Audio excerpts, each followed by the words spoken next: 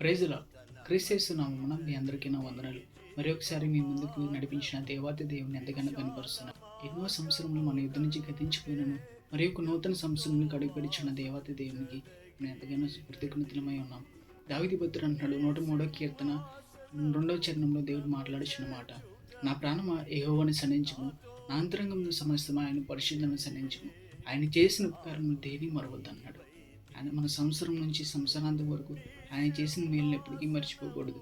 మనం నూతన సంవత్సరానికి అడిగిపెట్టే ముందు మనలో ఉన్న ఆయాసకరమైన మార్గంలో ఏమైనా ఉన్నాయేమో మన మాటలోను, మన ప్రవర్తనలోను, మన క్రియల్లోనూ ఆయనకి ఆయాస పెట్టే మార్గంలో మనం ఎత్తు నుంచి దూరం చేసుకోలేదు. ఒక నూతనమైన స్వభావంతో ప్రభు చెప్తున్నాడు, ఒక నూతనమైన ద్రాక్షరసము పాత పాత్రలో పోయడం వల్ల అది ఆ ద్రాక్షరసము పిగిలిపోవచ్చిందని దేవుడు మాట్లాడుచున్నాడు.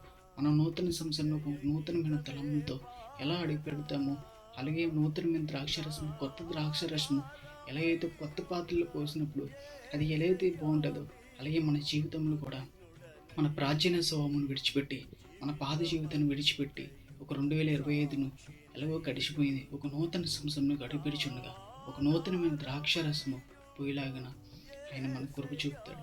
మనం లోకమునకు వెలిగి ఉన్నాం కనుక ఒక లైట్ హౌస్ ఒక గ్రామానికి వెలిగించబడి తను కరిగిపోయి అనేక మందిని ఎలా వెలిగిస్తుందో మనం వెలిగించబడి అనేకులను వెలిగించేవారుగా ప్రభు మనకి సహాయం చేయను గాక. ఆమేన్. Happy new year.